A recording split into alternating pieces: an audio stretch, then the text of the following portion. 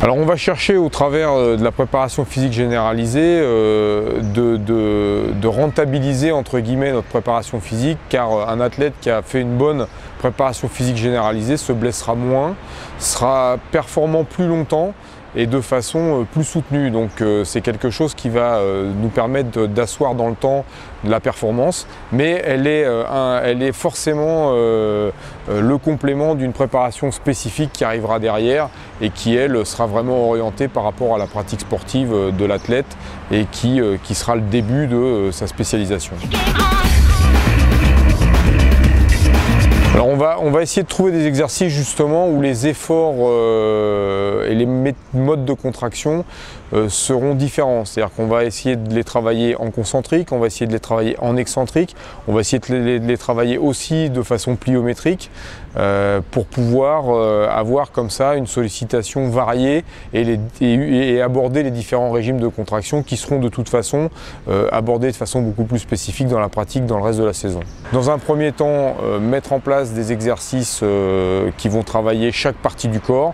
Ensuite, trouver des exercices toujours pas spécifiques mais qui vont coordonner ces différentes parties du corps pour ensuite basculer dans la suite de la saison sur des préparations physiques spécifiques.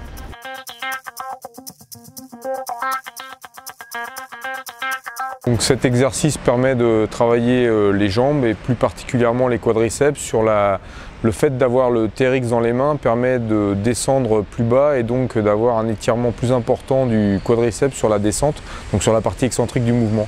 Et on connaît aujourd'hui l'importance de l'excentrique sur le recrutement des fibres musculaires, donc vraiment très intéressant de le travailler de cette façon-là. Exercice où on accroche les mains sur le TRX, on tend les bandes, on se laisse partir sur l'arrière, on amène les fesses contre les talons et on se relève à chaque fois en essayant d'utiliser le moins possible la traction pour se relever de façon à ce que ce soit les cuisses qui travaillent le plus.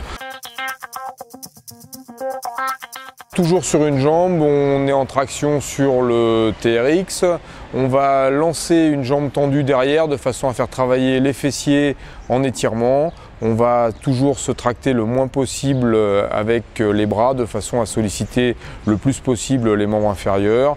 Le travail d'équilibre est toujours très intéressant. Attention à ne pas trop partir sur les côtés au moment où je lance la jambe en arrière, de façon à ne pas vriller mon dos et à rester le plus droit possible. On va s'allonger le plus possible avec les bras tendus. Les jambes vont être le plus en avant possible. On va tracter, là par contre, on va essayer d'utiliser un maximum les bras et les muscles du dos pour se tracter et se relever le plus possible. Une fois arrivé en haut, on peut marquer une petite pause avant d'attaquer la descente. On va freiner un maximum la descente et on va répéter plusieurs fois ce mouvement.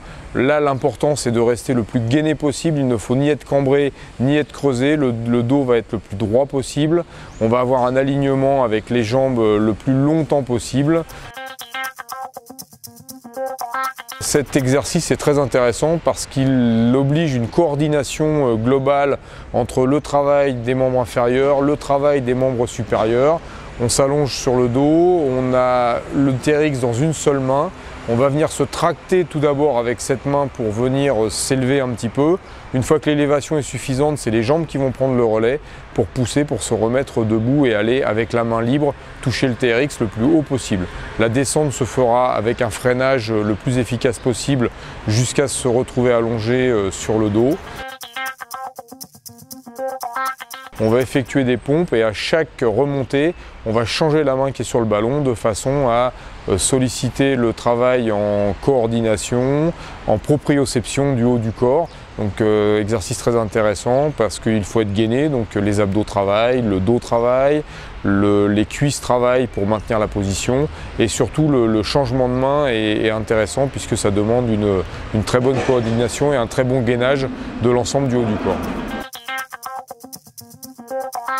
On va faire un relais entre les jambes qui tiennent le ballon au départ, qui vont l'amener au-dessus, ils vont l'amener à la verticale, de façon à ce que mes mains puissent venir le récupérer pour ensuite l'amener derrière ma tête. Je vais ensuite faire le trajet inverse, mes mains vont ramener le ballon à la verticale, mes jambes vont venir prendre le relais, le ramener et ensuite aller toucher par terre. Ça va solliciter les lombaires, ça va solliciter les abdominaux, ça va solliciter la coordination intertrain, haut du corps, bas du corps. Donc exercice très intéressant parce que très complet. Exercice sollicitant quasiment toutes les parties du corps, en coordination, en cardio-training, puisque si je veux le faire vite, je vais solliciter aussi ma filière de cardio-training de façon importante. Je vais donc partir de la position pompe, je vais ramener mes pieds sous mes épaules.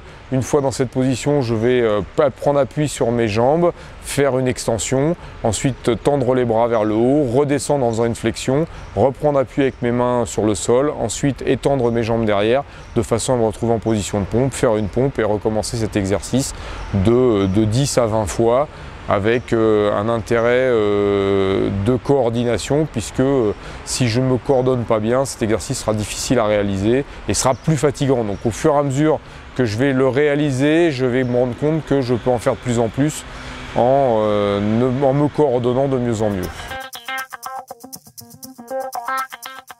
On va utiliser la période estivale, c'est-à-dire l'intersaison, pour caler ces exercices de préparation physique généralisée.